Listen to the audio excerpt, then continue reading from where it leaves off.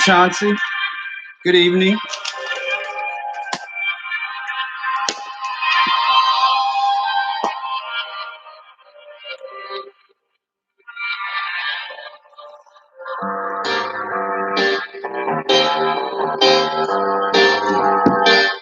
It's actually warmer up here than I thought.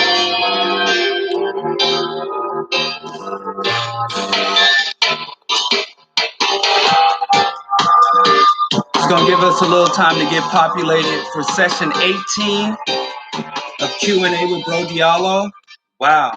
It's been a while since I've done a Q&A. Apologize for that. I'm on YouTube and also Facebook, so you can send your questions YouTube, Facebook, or you can even, I guess, I don't know about Twitter, what we can do with Twitter.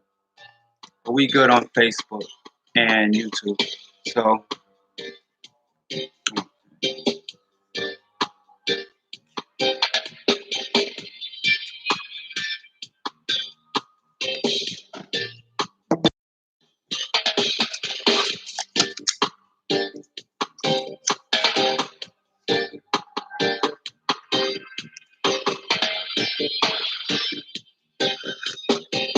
we'll start in just a second after we just give people a little bit more time. It's hard to make ends meet these days, especially on one income.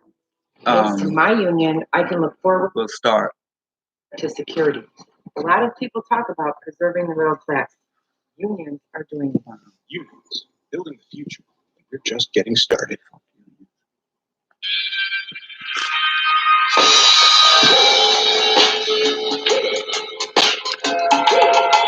All right.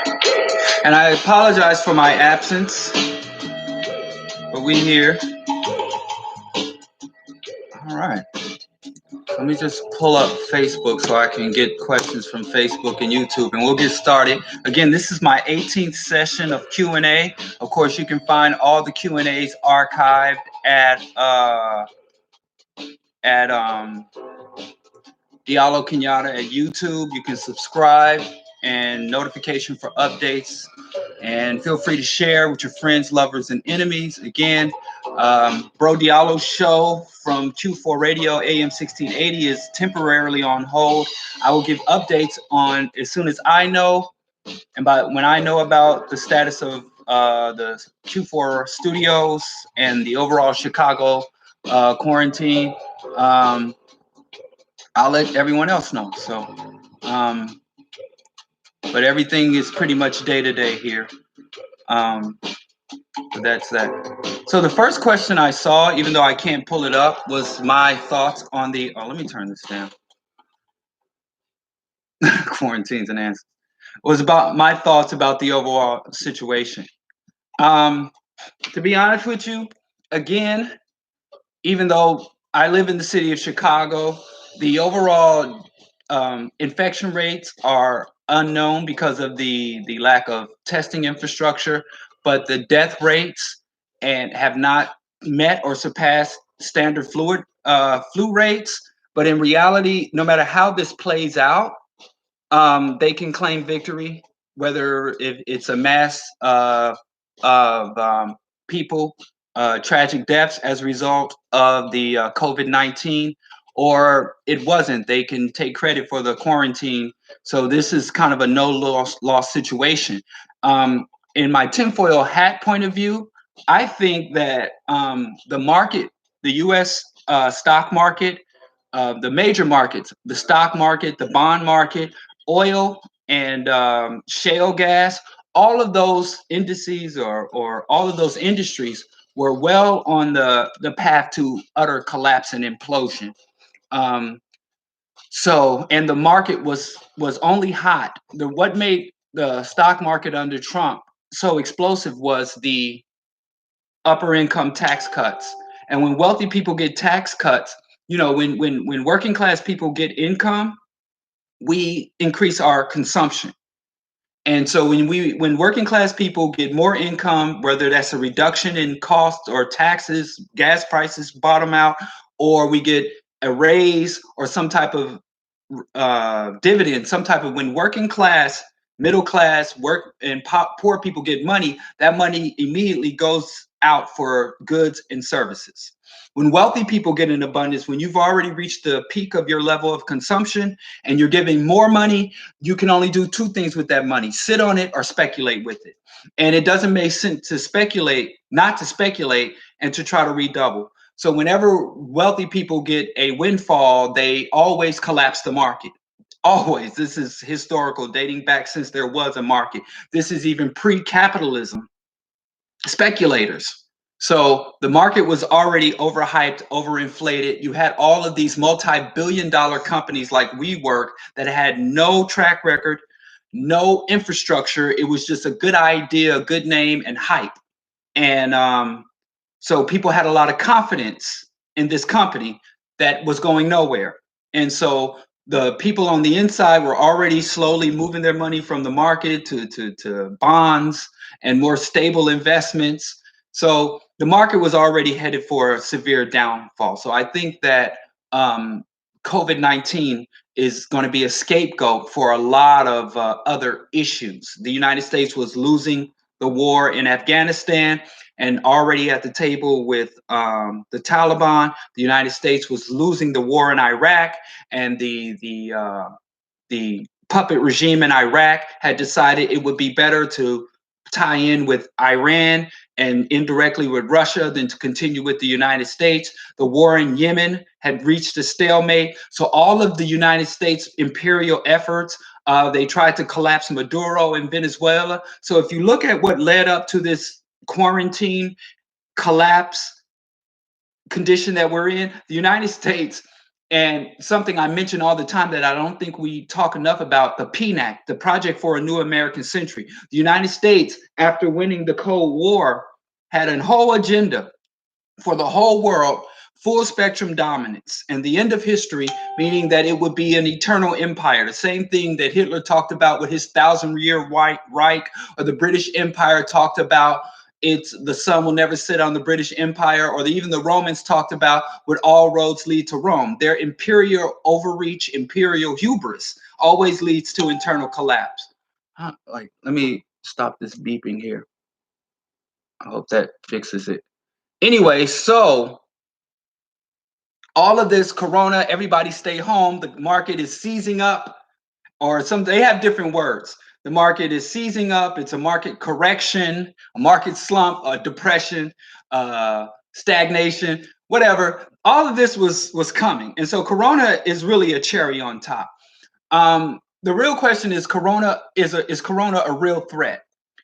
The corona threat level what I'm saying is all these other things tied to corona and social distancing and trying to get everybody to just fall back and relax. This is all intertwined with this. I believe, because 2 years ago, the 2017-2018 flu season, go look it up. Look at the morbidity rates of past flu seasons. There was severe flu going around and none of this hysteria. So if I believe that if Saudi Arabia and Russia hadn't entered an oil war, which caused a flood of oil on the market, and U.S. shale gas companies to bottom out, and all these other factors that I'm talking about hadn't converged, I don't think there'd be a quarantine. Now, the morbidity rate that they're saying that COVID-19 has a 2.0 morbidity rate, which is very high. It's lower than Ebola, but it's higher than, let's say, SARS or H1N1, the bird flu, swine flu. So it has a relatively high morbidity rate, but that high morbidity rate is only tied to what they call comorbidities. Like I just read an article about a man who had died, this young, virile man of 44. And the man was 44 years old, a white man, who was the most recent high-profile case in New York. And they wanted to emphasize this man's death because they wanted to articulate to people who, they said the man jogs, he works out, he's healthy. He was only 44, so he's well below the 65 and older high-risk population, and he's dead. But if you read the article on down from the headline from New York Times, Washington Post, the guy had leukemia. And if you know anything about leukemia, it's malignancy of the white blood cells. It's a blood-borne disease. And the white blood cells are your immune disease. So again, he had a comorbidity. I know someone else who lost someone personally. This person had chronic asthma.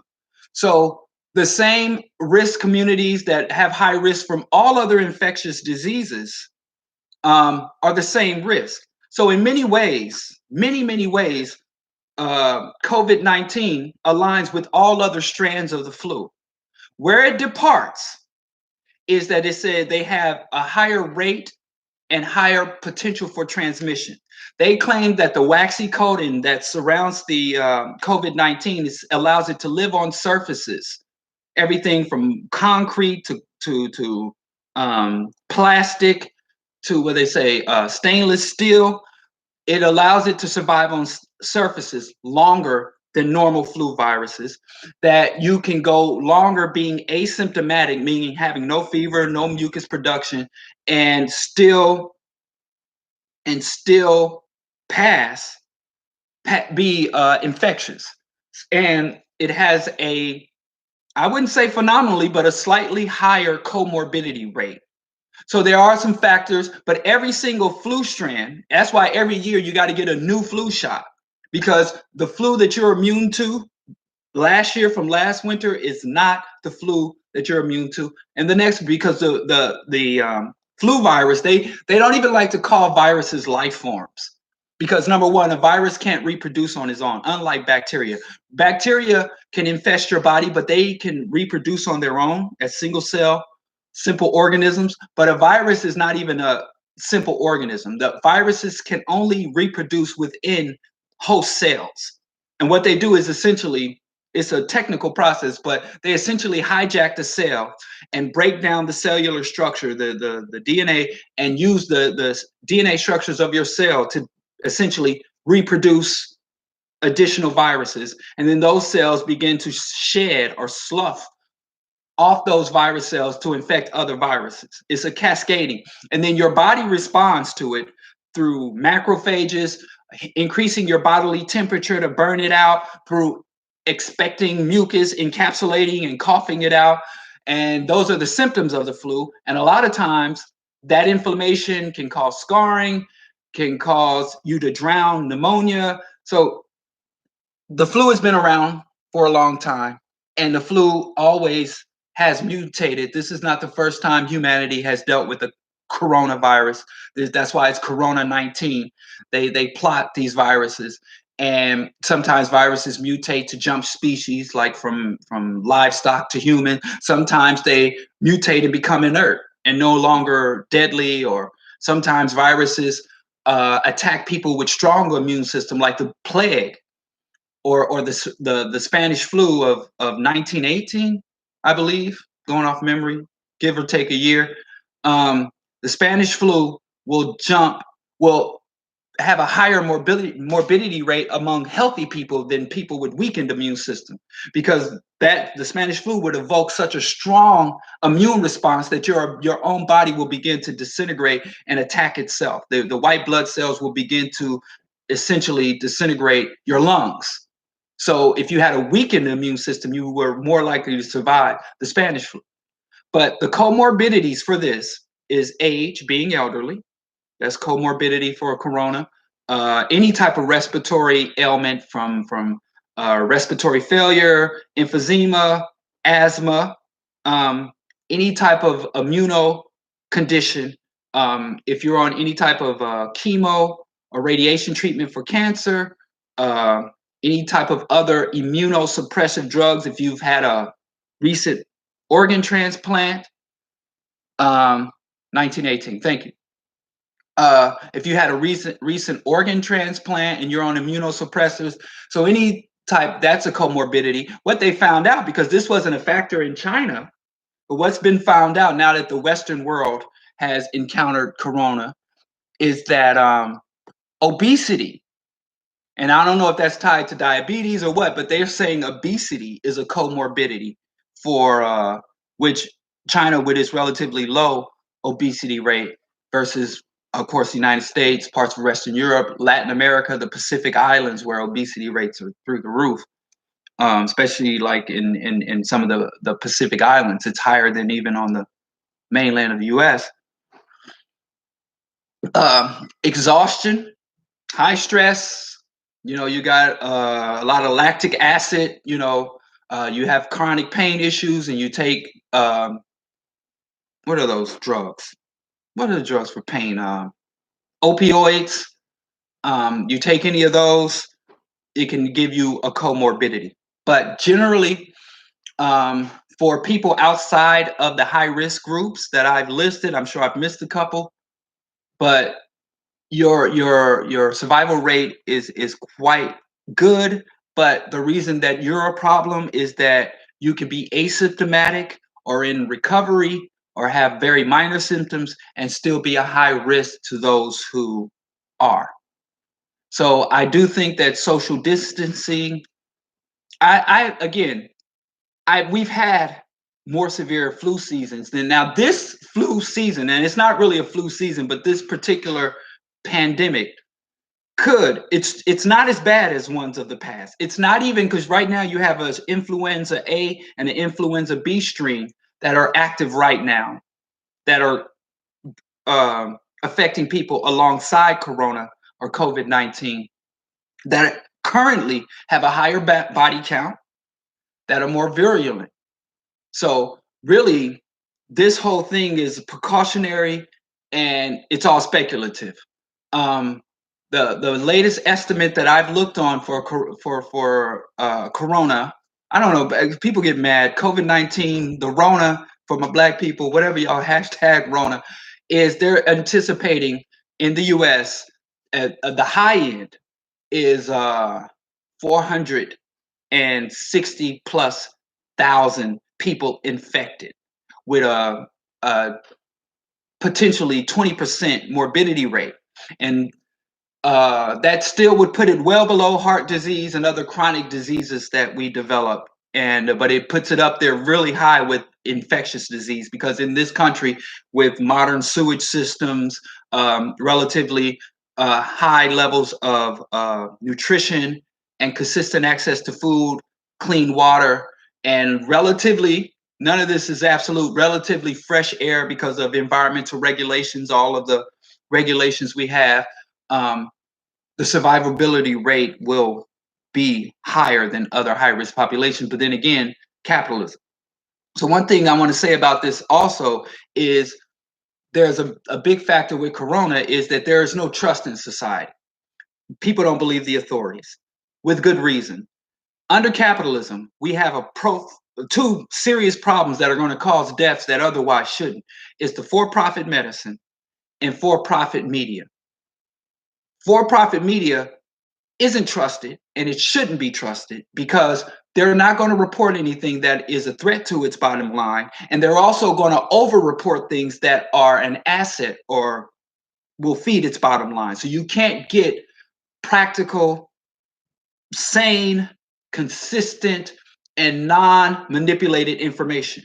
Jeff Bezos, you have to ask yourself, he controls the Washington Post, and there are many websites that are controlled by corporate interests and subsidiaries that we don't even know, dark money coming into places like The Intercept and other sites.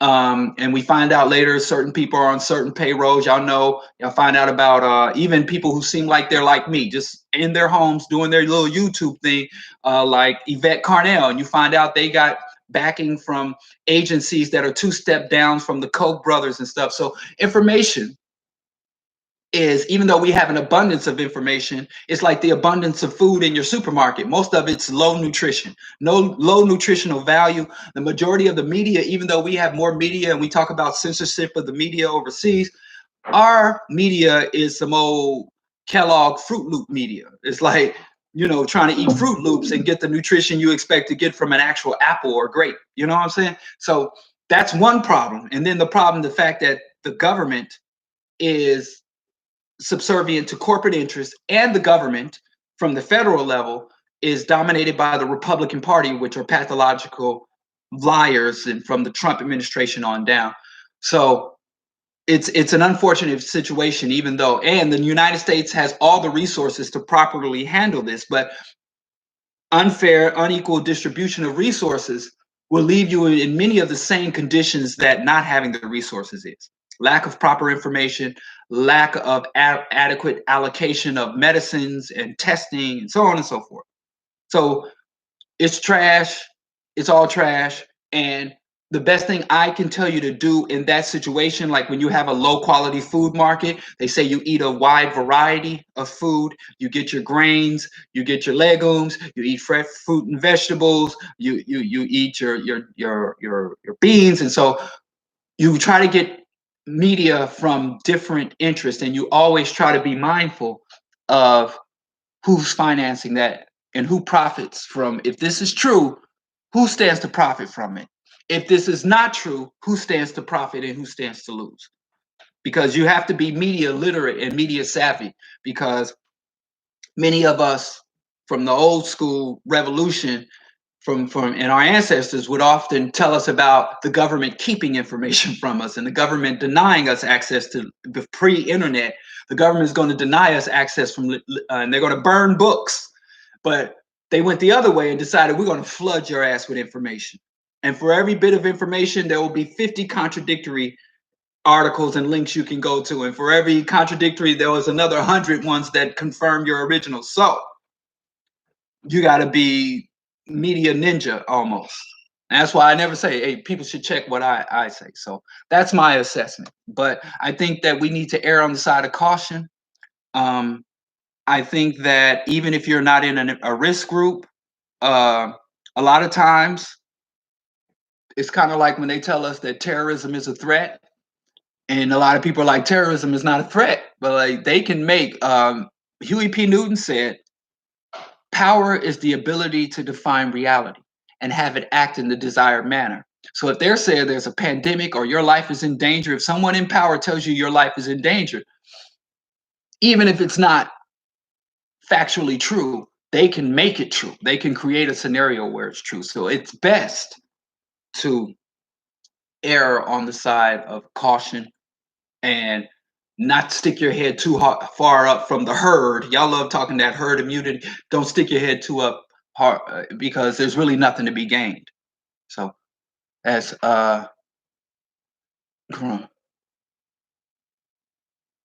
Chris, and so that's my overall assessment. I know it's kind of all over the place, but that's what I think this is. There's many converging issues. Chris, do you think the coronavirus can potentially the global order? I don't know what you mean by the global order, Chris. So overthrow or disrupt or improve? I don't know what you are asking. Right. So someone who says that on Facebook, yeah, Marlena says Steve Coakley always taught us to ask who benefits, and the Latin word for that is cui bono, who benefits. And Amos Wilson said, if you want to understand the problem, you have to look at who benefits from the problem, not who suffers from it. So, oh, disrupt. Okay, Chris asks, do you think the coronavirus can potentially disrupt the global order? No, I don't think. And here's why. The global order, if you understand it, the world that we live under is white hegemony or global white domination. Some of y'all like to say global white supremacy, but I don't like that phrasing. Global white domination or white hegemony, or what else? There's other words for it. But so you have a small minority race of people who identify themselves as white, who come out of, as Dr. Khalid would say, the caves of hills of Europe. They have colonized many land masses. And even the continents that they have not colonized directly, they have neo-colonial conditions there.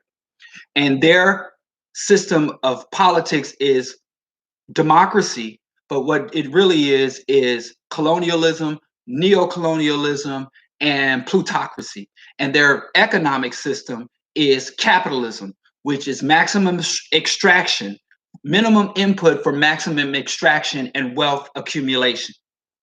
And the coronavirus is not a direct threat to that. There have been several major pandemics that have well outpaced this. And just because you have even you look at the bubonic plague that killed over a quarter of Europe's population by some estimates or more. So this system, which Marx said this system is extremely dynamic and resilient.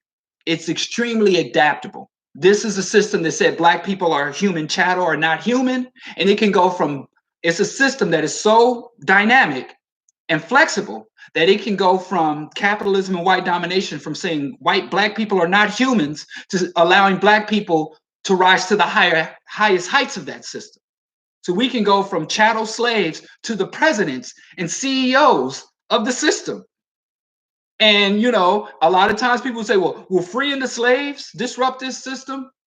Will the civil rights, giving black people civil rights? So, and no, this system has caused many pandemics, has caused many massive deaths, where people were dying in the millions all over the world. This system was established on death and destruction. This system was established on viral diseases and pandemics, whether it's the Native Americans dying from disease, whether it's the biochemical weapons, Agent Orange, or depleted uranium. So no, do not get your hopes up saying we're all quarantined, the stock market's failing. That means we'll no longer have to contend with capitalism or having a small minority of people who identify themselves as white dictating every element of our reality, and maintaining for themselves the ability to completely destroy the life-sustaining capacity of the earth. And every time there is something like 9/11, I was living in New York, I was in Brooklyn. I could see the smoldering fires from my apartment in Brooklyn, and I even went to the city, and people were, a lot of scholars too. Professor Mackey and a lot of his scholars have said, this is it. The weakness and the vulnerabilities of the system have been exposed by 9/11. So there's a lot of this is it. The only thing that will be a threat to this system, because it has endured world wars, more than one, regional conflicts, more than one pandemic, many pandemics, many internal economic collapse, many civil wars where the elites fight the elites. I ain't just talking about where the poor. It has endured a lot more than COVID.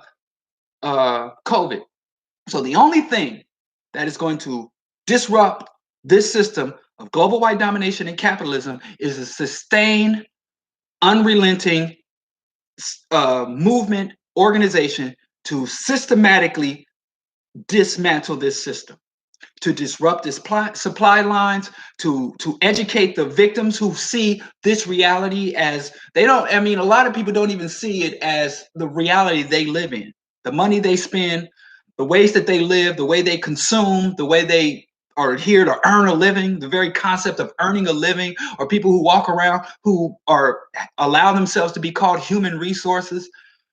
To re-educate the population is a sustained revolutionary movement. The same way is like Claude Anderson. And I don't like quoting Claude Anderson anymore. Claude Anderson has greatly disappointed me. And for many years, I overlooked a lot of problematic issues with Claude, but I can't do that anymore. But anyway, Claude Anderson says, if forward movement got you into this, reverse movement. And it's not really something I'm saying, to despair about, because if you study the destruction of Black civilization, 500 years of European empire, the rise and fall of great powers. Let me see where that book is. Oh, it's right here. Hold on.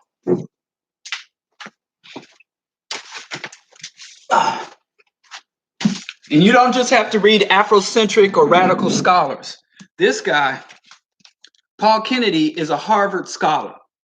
And he talks about systematically how, Europe, Great Britain, the Soviet Union, how these powers come and go. It's a really good book if you know how to read white status quo establishment propaganda.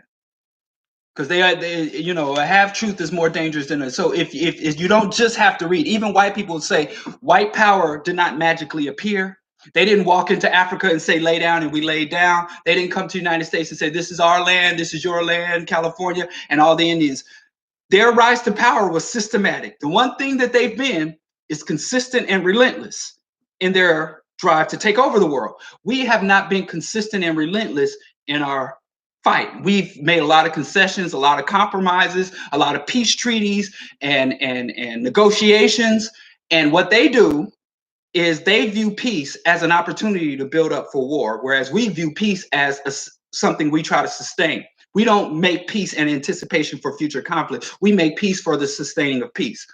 So no, COVID-19 will not change. We can come out the other end of this because the white man pretty much said, I'm going to rule the world. And I don't care if it's an abundant, beautiful green space or if it's a smoldering radioactive rock, I will rule it. And no, there's no evidence that I see that coronavirus or the collapse of the economy or the fact that the same people that tell us they can't give us health care and tell us that $15 an hour is too much are now getting literally daily injections of $1 trillion into their corporate system to sustain it.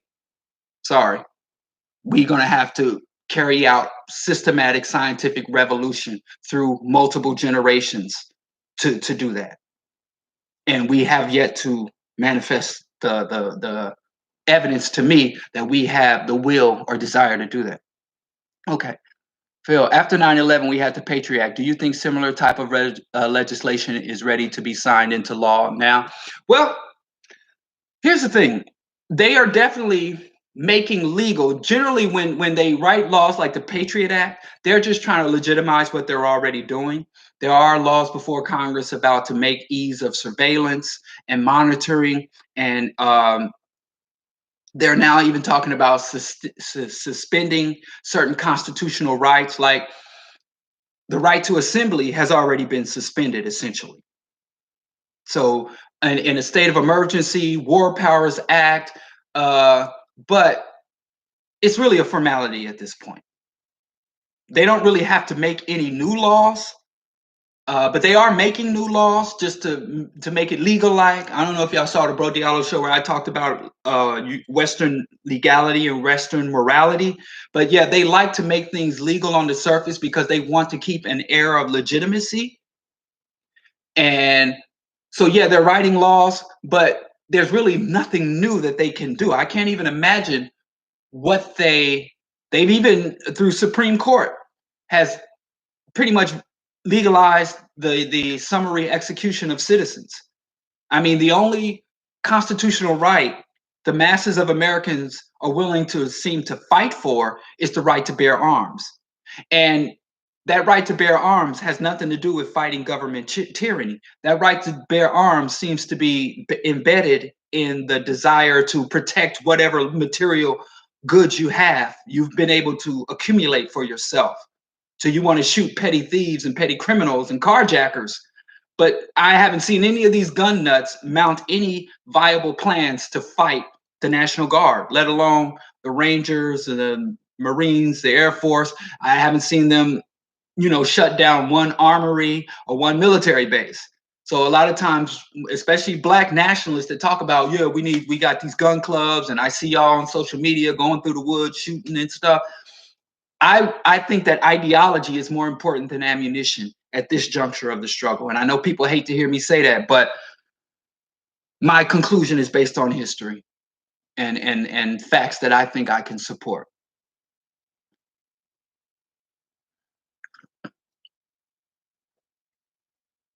What are my thoughts on the dirty money banning use of banknotes?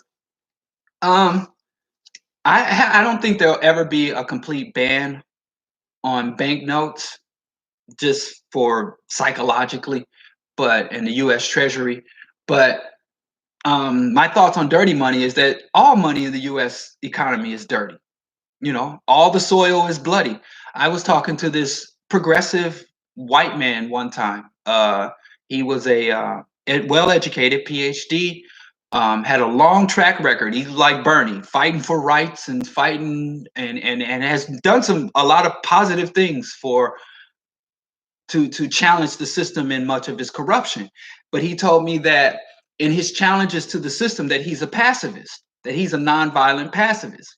And I said, there's no way for a white man to be pacifist because only thing he had was a sterilizing distance from the violence that sustained his life. I told him, if I went to your house and walked through your home, I can find bloody shit all over your home, things that are made that are a byproduct, whether it's the fuel in your car, the shirt on your back, or the paint on your walls, all came from a system, a machine of death, destroying people and destroying animals and destroying entire ecosystems and polluting them. So anyway, all the money is dirty. I don't think that this crypto is a viable alternative, because when you look at the crypto and other things, it pretty much plays out the same. The people that the elites get the most and have undue control.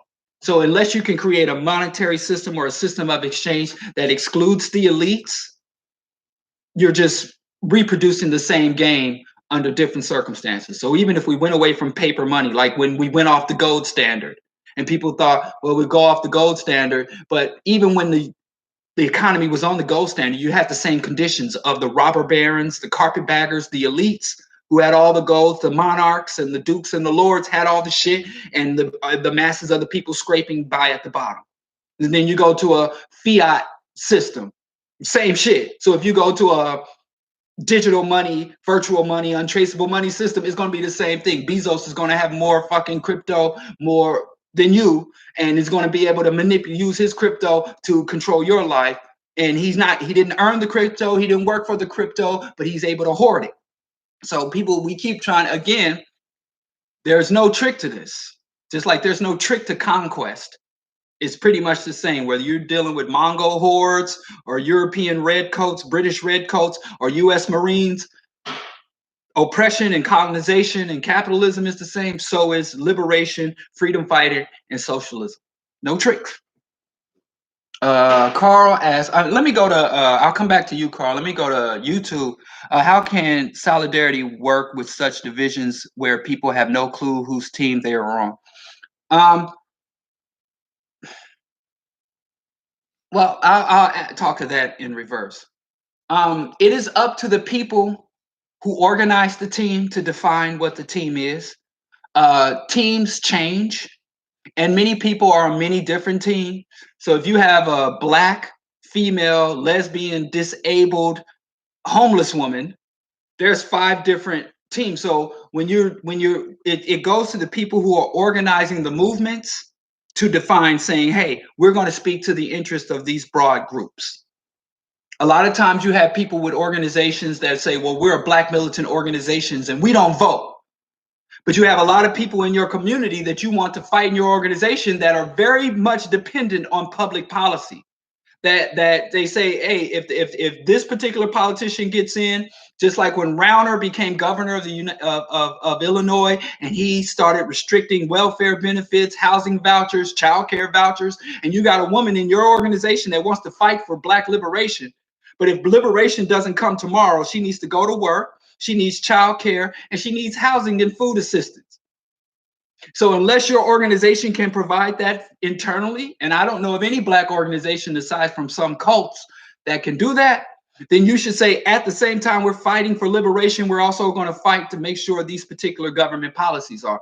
So you can create solidarity by speaking to the needs of the community that you're trying to organize. You know, I'm a revolutionary. I could be at the point of saying, listen, even though I'm behind because of the Corona shit, I have a garden I've been running for 5 years, and now we're going to expand to another place on 73rd Street to open a secondary garden. Now, should I not be studying and writing and scheming for revolution? Why am I out here knee dirt with dirty fingernails? Because I can't expect somebody to come do the high-end scholarly work of struggle and ideological work of mass education and outreach, and I can't even give people some basic nutrition. So you create solidarity. Solidarity is not a natural thing in this society, especially. So you create solidarity by speaking to the needs of the broadest groups. And but a lot of organizations, you look at their mission statement, and just in their mission statement alone, they exclude like 50% of the community by not speaking to their needs or their values or their things. So I want to think that I'm valid. You know, you have an organization, we militant, we go out here and shoot guns. You got people that have social needs. I don't want to go out and shoot guns every day. Can we sit and have tea and talk, maybe listen to some folk music or do some crocheting? So the way you create solidarity is by creating broad movements that speak to broad swaths of the struggle. And that's the way you do it. And the divisions, a lot of times, it's not so much that people are divided, as people don't feel like they're heard. Kwame Ture said every time he organized the body, he would have a youth group, a women's group, and different councils, and then look at food, housing, and yeah, this mother getting a child care voucher ain't about to overthrow global white domination and capitalism. But that is essential to her needs. And she's not going to help you overthrow capitalism if you don't have a safe, secure place for her child while she's at work. So a lot of times people complain, oh, we ain't got no unity. Black folks have more unity than anybody. But a lot of times our leadership or our organizations don't ask more of our people than our people can receive. So you got to make sure your organizational structure. And if you got an organization of 10 people, then you need to fulfill the psychological material needs of that 10. If you got one of 10,000, then and you start to accumulate. But a lot of times people see freedom fighters in the street and they look more struggle and broke down than the people who are asleep, and that's not good. That's bad optics for our movement. Oh, Fox News and CNBC both reported the banning of banknotes because of Corona. Maybe, but I don't see that because the dope man and the underground economy, there's a lot of people, hair braiders, a lot of people off books. So it's no way. And maybe they can ban it from stores from taking it or accepting it, but the underground economy. And what you find that like places like North Korea or where there's very strict controls on their currency, people just going to invent a new currency. People going to invent and create a new currency or a new note, whether I don't care if it's bottle caps or butt, sex. It's going to always be some type of black currency. But I just don't see that happening. But I don't watch no MSNBC or Fox, but it's just not a rational, viable solution.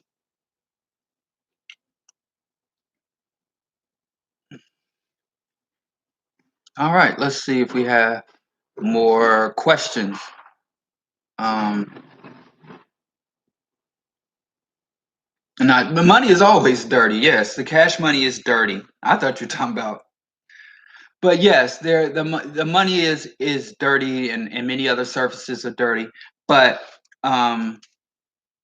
unless they can really demonstrate that there's a high, because there'll be a lot of pushback on that. There'll be a lot of pushback. And remember, a good upwards of 40% of the overall U.S. economy is a tax-free hustle economy, off-books economy. So if you kill the cash, tax-free underground economy, you kill the entire U.S. economy. If you stop drugs, if you stopped human trafficking and prostitution, if you put a stop to the churches taking in those buckets of money without any accounting, if you deaded the cash economy, you're killing the entire economy.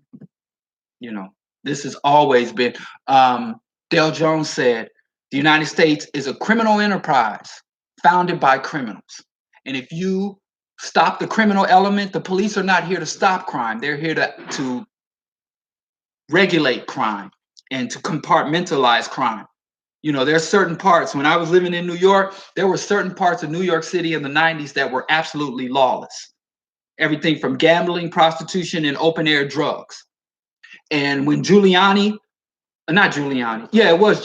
took over from Mayor Dinkins and he started shutting down some of those open air drug markets, the whole city economy started to come to a standstill. The Wall Street boys couldn't get their coke and couldn't do their benders. And so they created a way. If you watch The Wire, where they were talking about, or if you read Sam Greenlee's book, The Spook Was Set by the Door, where they talked about stopping and shutting down the blacks, and those books talked about how the criminal or underground economy is intimate too. I mean, the crack money was used to fund right-wing guerrilla movements in the South and used to arm anti-communist Islamic factions in the East from the crack money made on the streets of America.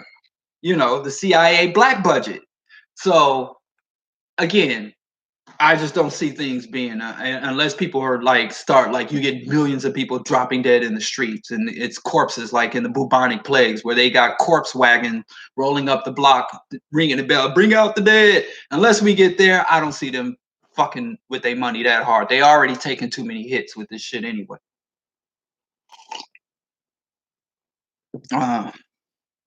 Okay, thanks for the questions. Let me see, did I miss any? Quarantine and A and answers Q&A. That's funny, Chauncey. Yeah, and Chauncey and King Dita and I were talking about we were ready to rev up the garden, start to turn over the soil, churn the compost.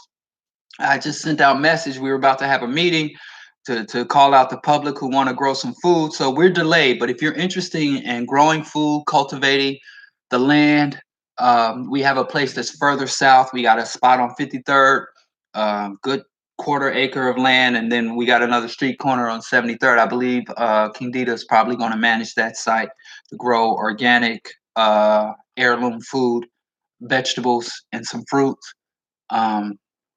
So we're going to start working on that. I'm going to start in the next week going there by myself. You can still go out. You just can't be around other people. But as soon as we get the clear, we're going to have people out if you're interested. And so there's that. How long will this lockdown last? There's two things that are going to break this lockdown.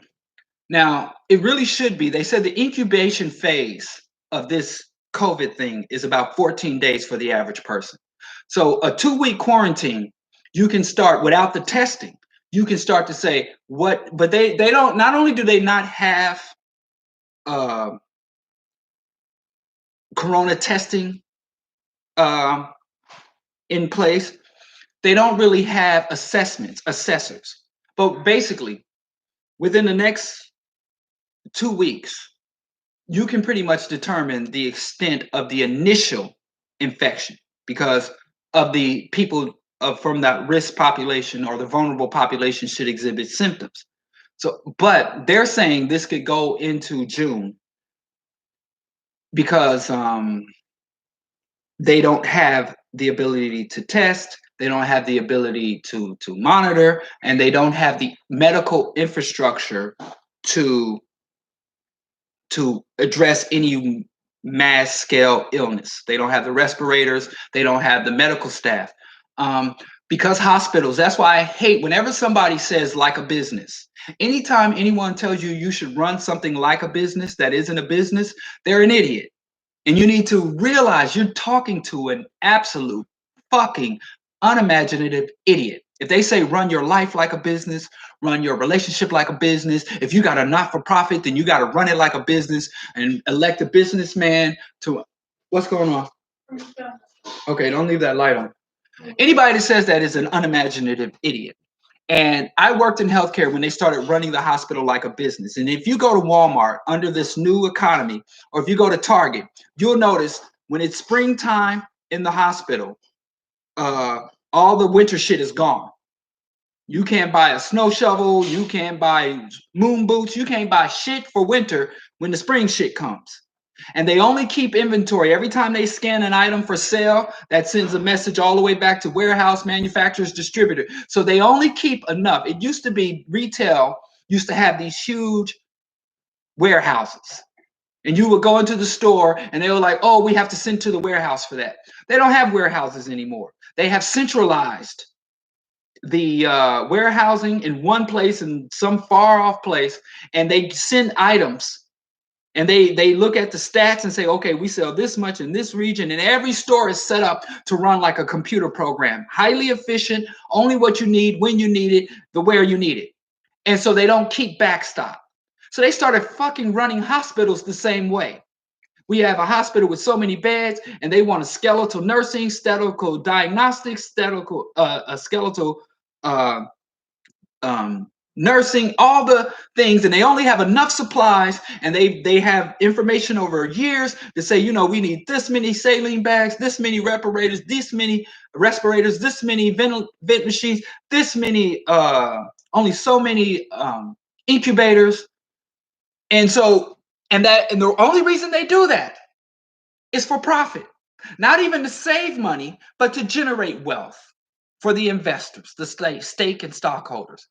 And you can't run a hospital like a business because disease, but even livestock, they try to treat a cow like an iPhone, something that can be manufactured, processed, and distributed in the most efficient way possible. So through all that shit is why the United States is not prepared and they don't know what the fuck to do because they tried to run everything like a profit generating enterprise. And profit generating enterprise are not there to serve people, they're there to extract from the people.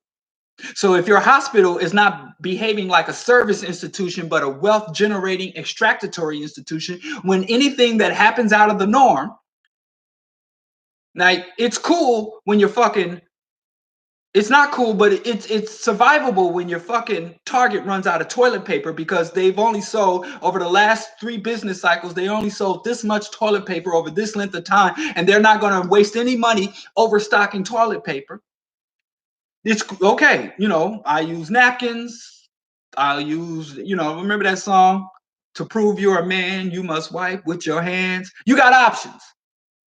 But you take your loved one to the hospital and they run out of saline, you know, they run out of sterile gauze.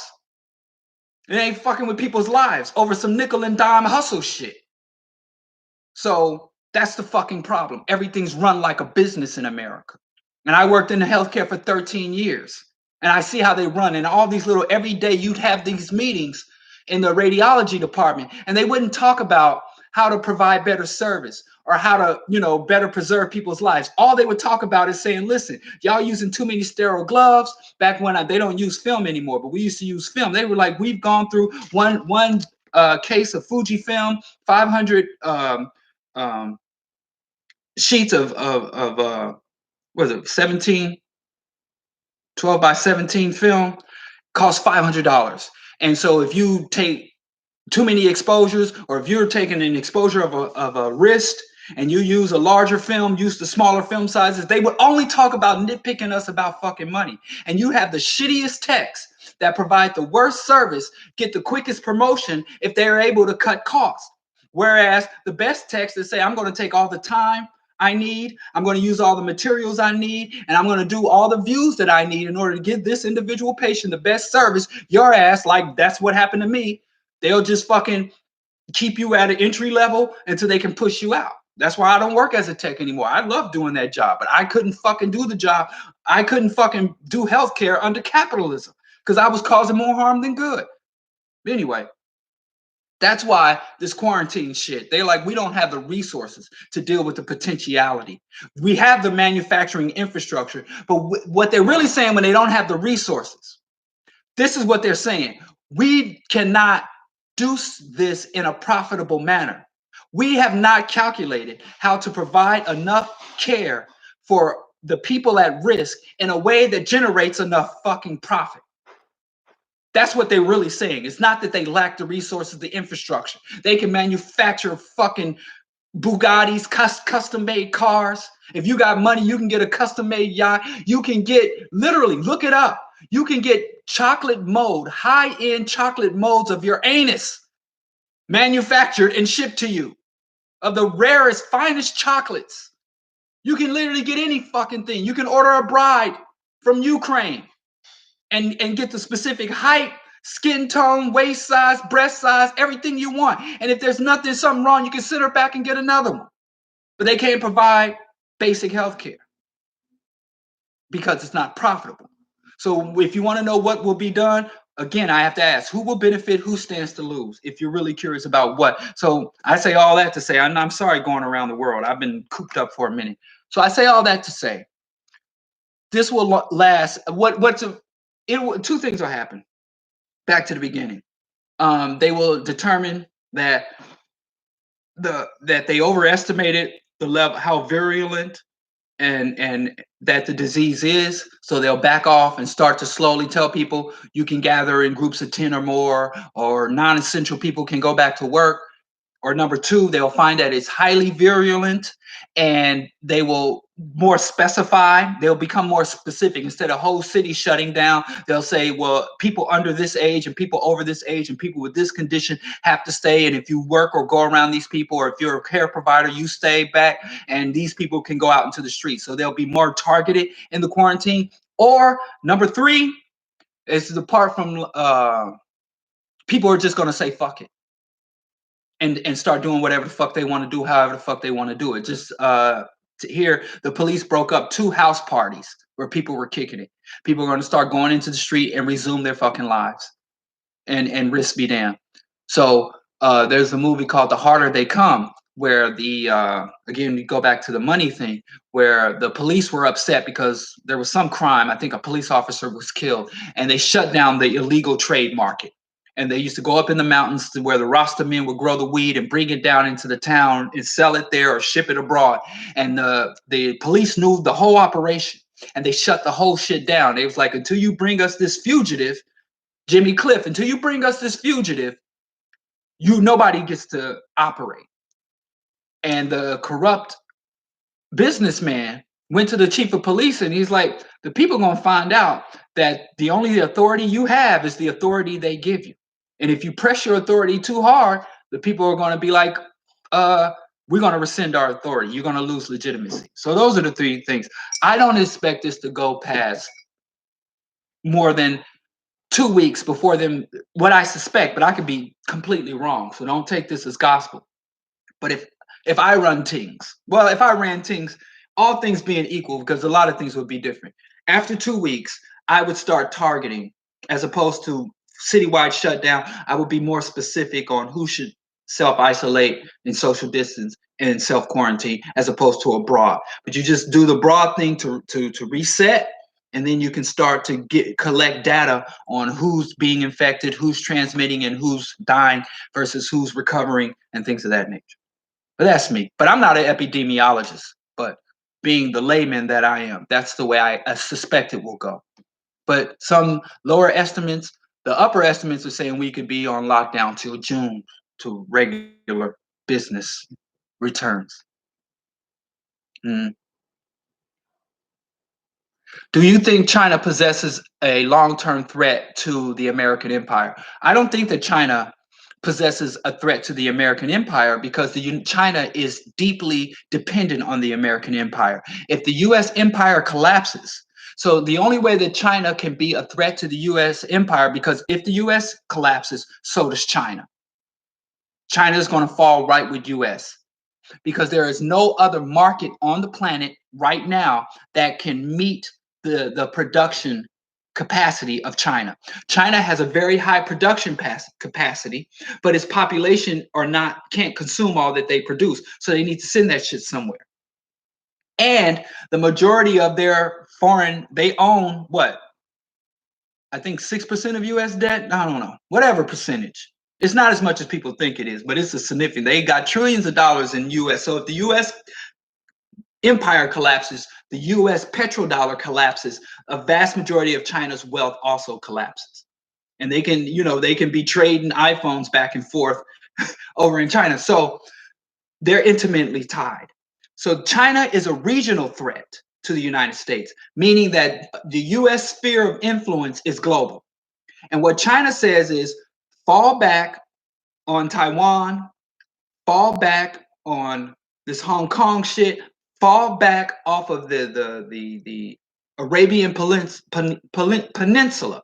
What China wants the U.S. to do is to resign itself to ruling over North and South America, having its proportional share of Africa, and having its partners with all of Europe and running things in Europe, but Asia, Southeast Asia, the Pacific Rim, leave that to them. So China wants to be a regional empire, and it wants the United States to become a regional empire, and it wants to kind of return to what it was when the Soviet Union existed, where 2 superpowers have a lot of tension, but a lot of, interdependence as well.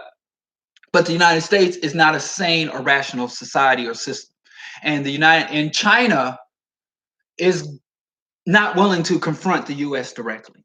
And in the United States, when the things go wrong, they use China to say, oh, when the American elites fuck over the U.S. citizen, they get to say, oh, China's eating our lunch. China is the boogeyman. China's that. But in China, and I have some friends that go to China for work and do contract work in China. China does the same thing. China say, oh, the wicked Americans, the wicked, greedy, avaricious capitalists.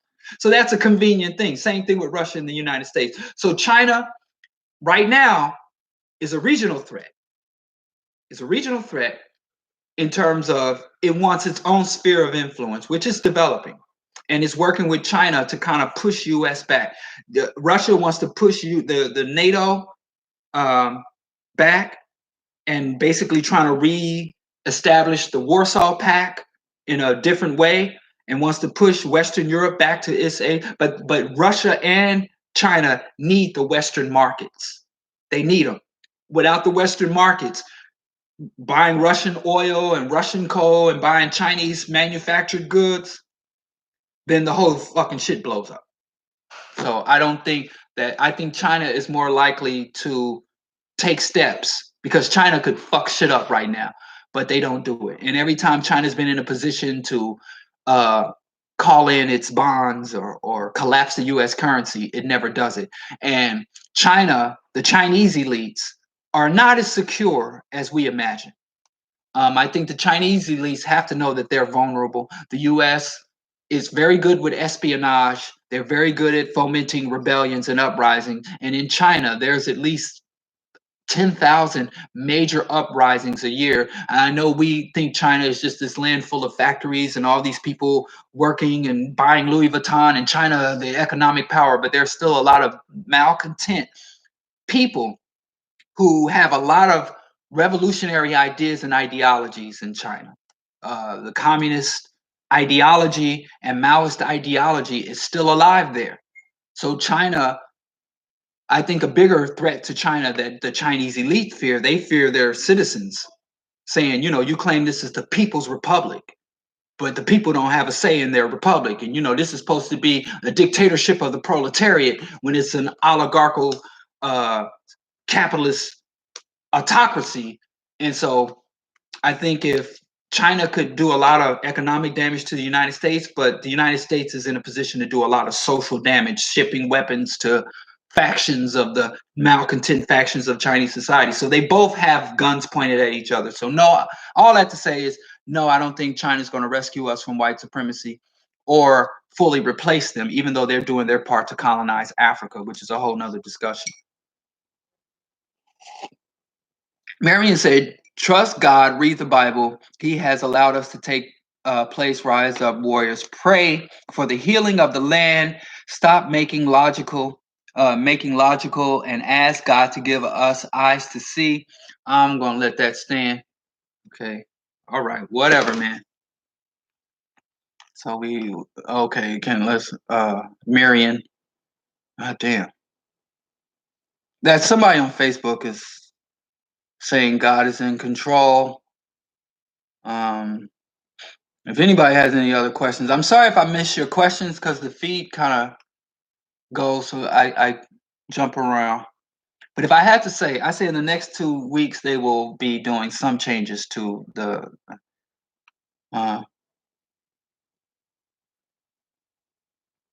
Okay, is that it for questions? I smell Dr. Mingo is making some food down there.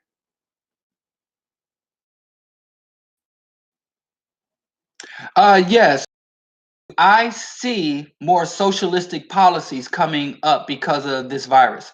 Yes, every time capitalism or society gets in trouble, it always runs back to socialism. So yes, there is socialism, but as soon as the threat or the crisis is averted, they go away from socialism. So yes, they will use socialism to pull their asses out of the fire. And then as soon as their asses are pulled out of the fire, they will return to business as usual. And I have to find who said this quote. I read this so many years ago, over 20 years ago. All economies are socialist. The US economy is socialist.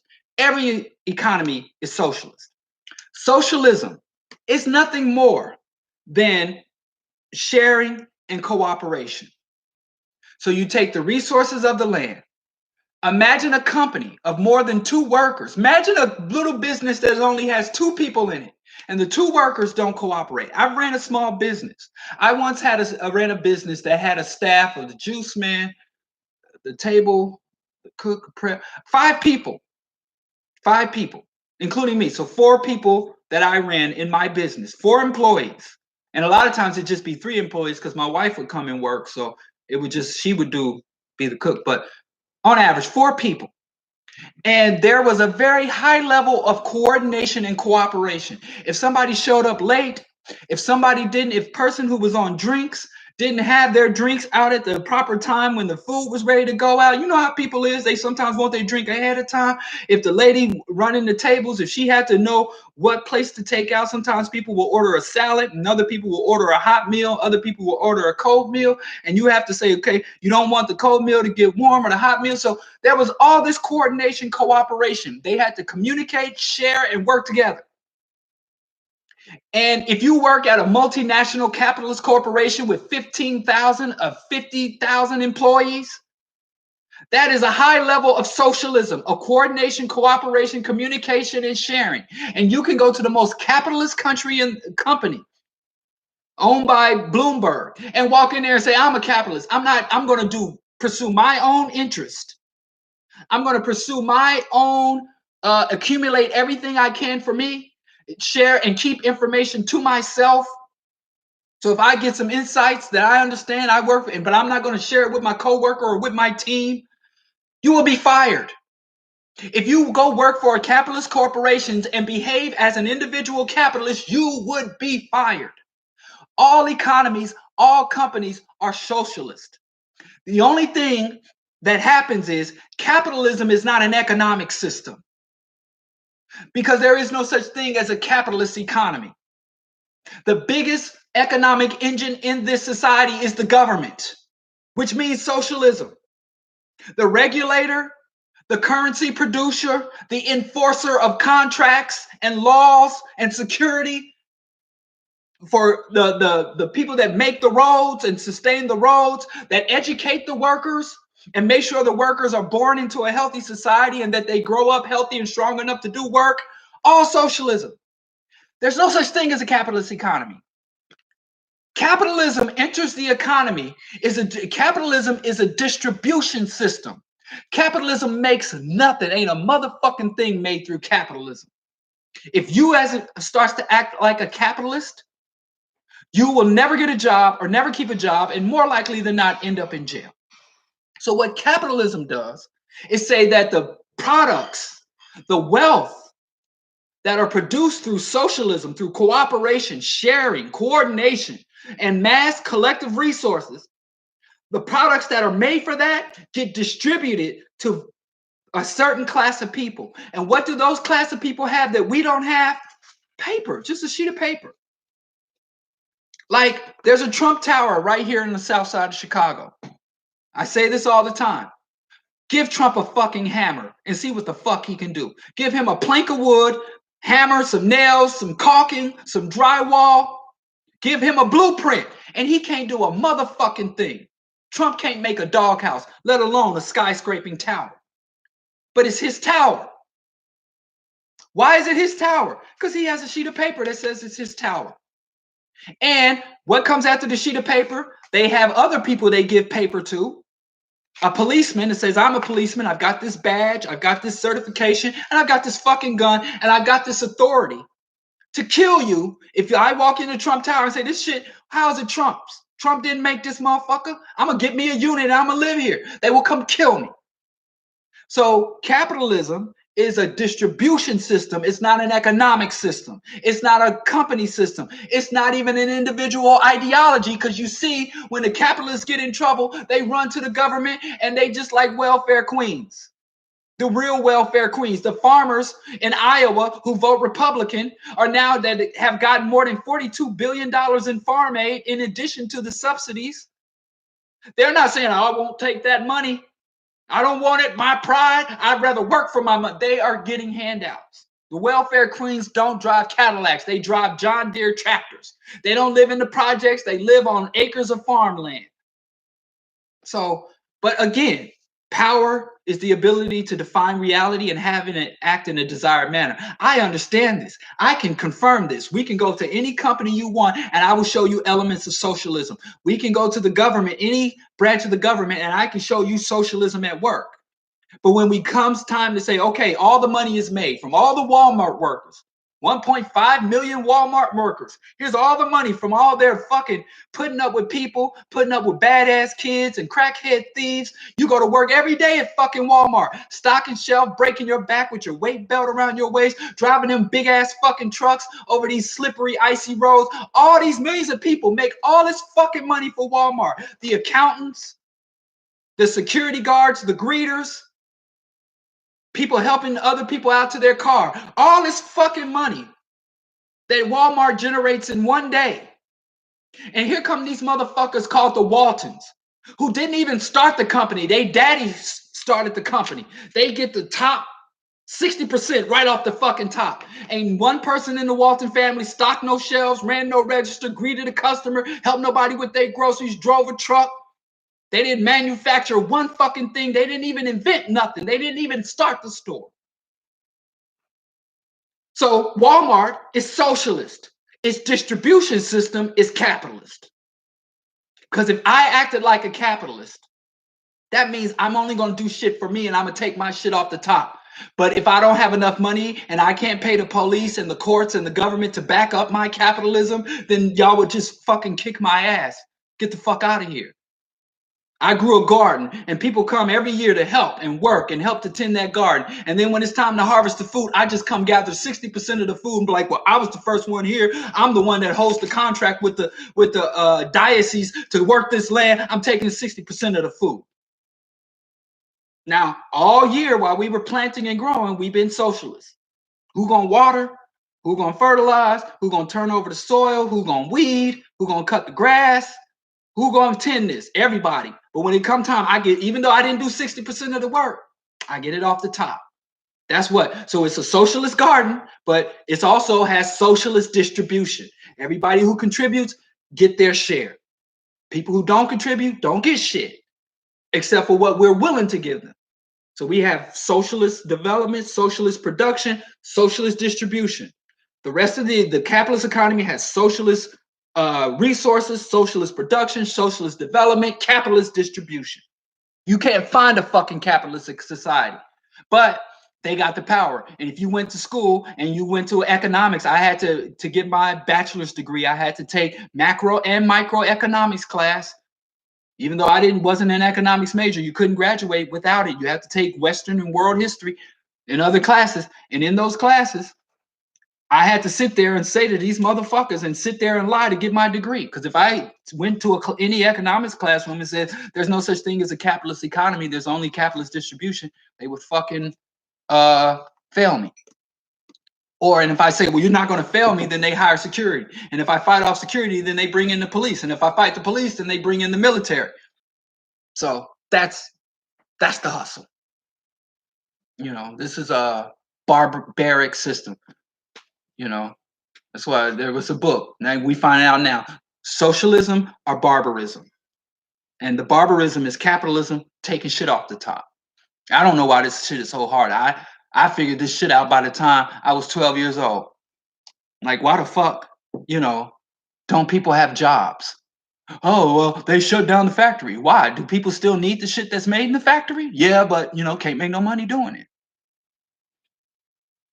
But again, Karl Marx. That's why I thought it was really bad when the Black conscious movement started discouraging. It was like in the 60s and into the 70s, there was a lot of encouragement to read Mao, read Karl Marx and Frederick Engels, but then we got so black and so super conscious. People like, I don't read no Marx, I don't read no crackers. I don't think you should read crackers to learn anything about black folks, but you need to read Marx to understand them, Anyway,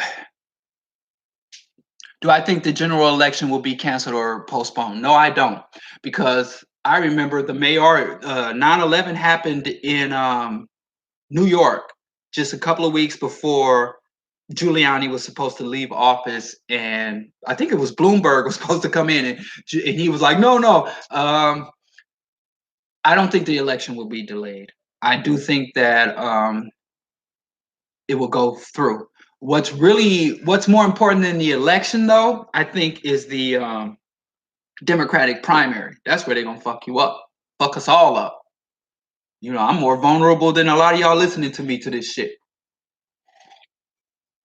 But anyway, I think that the election will go as normal. But the primaries is where they're gonna fuck with us. I think that we could lose Biden and Bernie and end up with somebody that wasn't even on the ballot. The Democrats are wilding out. But I think that no, I don't think they will cancel or postpone the US election. And again, there have been elections held with other major crises going on. Yeah, you got to read Marx if you want to really be an empathy. I mean, you got white people, not just Marx. I mean, if you don't want to read them old dusty books, you can read John Perkins or what's his name, a guy like Chalmers Johnson. You got to read white folks. There's a lot of white snitches out there. You think a lot of times people like snitches and they don't like snitches. There's a lot of established white men who were either in the institutions of power or close to institutions of power. I mean, where's that one book? I just bought a book on warfare by George Bush's general. Oh, it's in my office in the back. Sorry. This table is so... Anyway, it's a lot of snitches. White folks got more snitches than black. White folks, you know, you got a white dude who's in power and he don't think he gets what he deserves. He gets passed over by a promotion. Them crackers run home and write books and tell everything, you know. Kenzie, wait, this is one guy. There's so many books I got by crazy white dudes up here. Oh, here it is. This motherfucker. This is a snitch. This is like the white Tekashi 6ix9ine. You think Tekashi? This guy, Philip Aggie. This is an old book. This is dusty. But he ran and told everything long before. Man, I could just sit here and just read through this shit. He tells dates. Look at how he set the book up. Ooh, poor book. He got dates and locations. Snitch.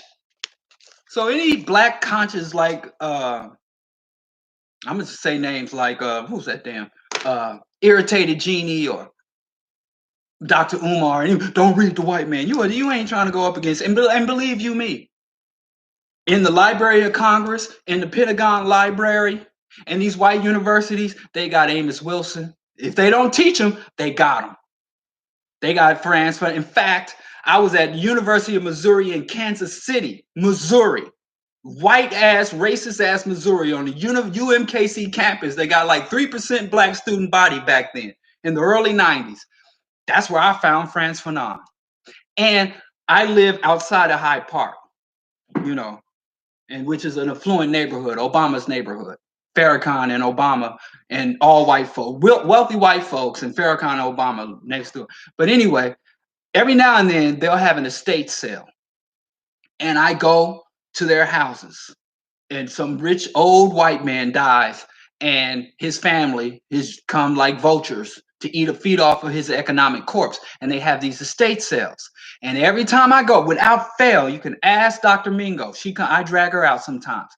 Number one, they always have in their basements, in their finished basements, all this ethnic shit. African drums and Peruvian Peruvian what they call the stitching thing, Peruvian shit, these exotic Hawaiian. They always have all this ethnic shit. Some of them have it upstairs. If they're liberal and progressive, they'll have that shit on the main floor. But if they're like right wing or racist white folks, they always have their collection. Every individual white person, I got a book on that too, got that little imperialist in their heart. So they go places and they like to surround themselves with the artifacts of the people they've conquered. That's something you always see, without fail.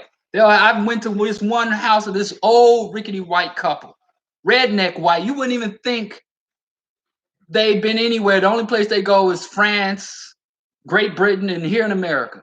Old white bread couple. I went in, they had an authentic Zulu cowhide shield and an authentic Zulu spear mounted on the wall in their basement. Now tell me this, and I know I've been in Missouri, Kansas City, New York City, Manhattan and Brooklyn, and here in Chicago in Hyde Park. Those are the three places I've been to these type of events or estate sales. Or you go in an old white folks' house and they selling off all the shit they accumulated. Their children are selling off their shit because they don't see the value in it. And every single time, without fail, they got a whole house full of ethnic shit from Asia, Africa, Central and Latin America, the Caribbean, Hawaii, Pacific Islands. Every single time they had their collection. Some are brought huge, some are just little trinkets. And they got books. They got books by Dick Gregory, Kwame Nkrumah, Kwame Ture. They got black books and ethnic artifacts without fucking fail. Some of the best books. I went and saw this book in this old white person's house, and I thought to myself, I think I have a copy of that book already. And I came home and checked, and I'm like, damn it, I didn't have a copy. So you got so many books, you don't fucking remember what you got. And you think you got it because you read it, but you don't know. Anyway, I ran back and it was gone. And I looked online, that book was $500. You know? But anyway, I don't know what got me talking about. But that's my, like Dick Gregory said, study white folks. And white folks got, like I said, they got so many snitches. And these white snitches should be household names. And I ain't saying you got to praise them or worship them or look at them as your allies, but study white folks, and they study us. Right now, if you want to get a PhD, you can walk to any university and say, well, I'm going to study single children, and I'm going to study. Ask any black person with a PhD, and they say when their colleagues, if they want to study black people, they get all the funding, all the approval they want. But I had a cousin who was getting a doctorate in anthropology, and she wanted to go study white folks, rural white folks. And they told her, you must be out of your mind. She switched from getting her doctorate in anthropology to go study banking. She figured, I can't do the academic work I want. I might as well make some money. Because you can't study white folks if you're black. But, now we got black nationalists telling us not to study them and observe them. Anyway. Or it's like Del Jones said, you're going to raise your children in the jungle and not tell them about the lions and teach them about the lions. Here you are again. What are you doing? I'm looking for my pencil. That light is right in my face. There's no other pencils in this house? This one here. I see 5 pencils on your desk. Oh no, these are colored pencils. Color pencil. Okay. Sorry. Anyway, is that it for questions?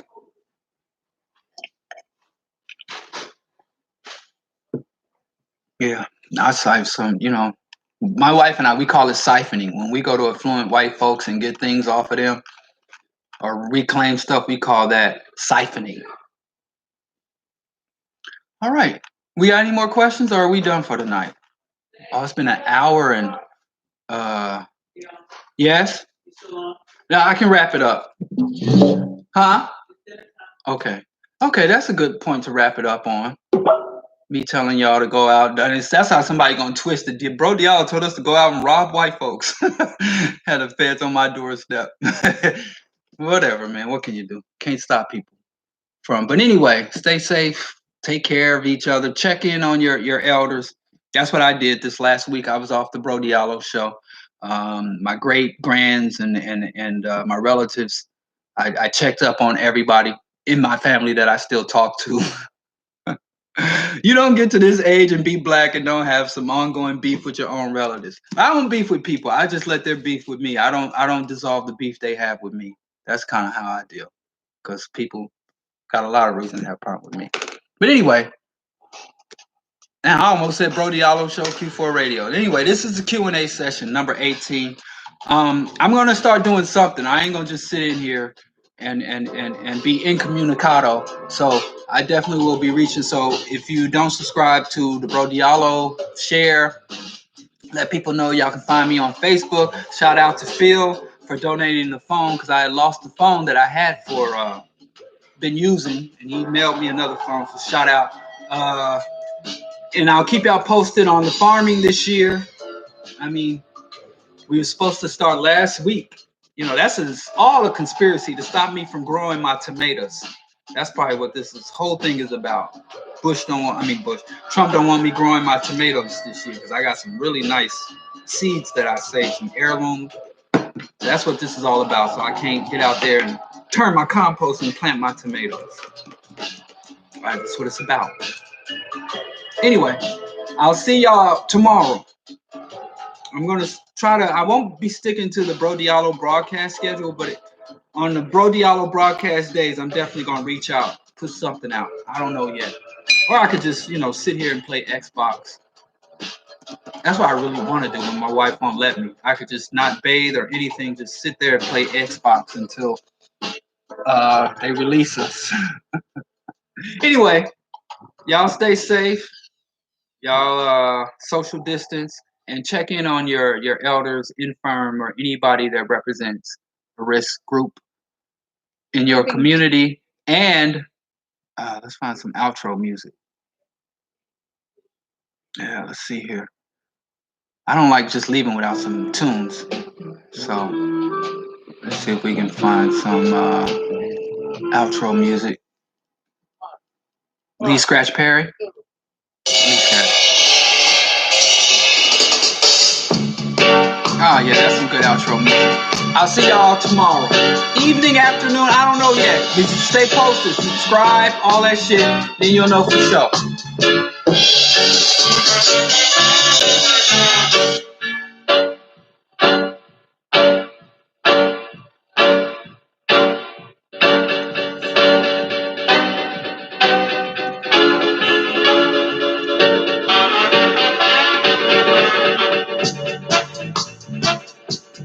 Good night, y'all.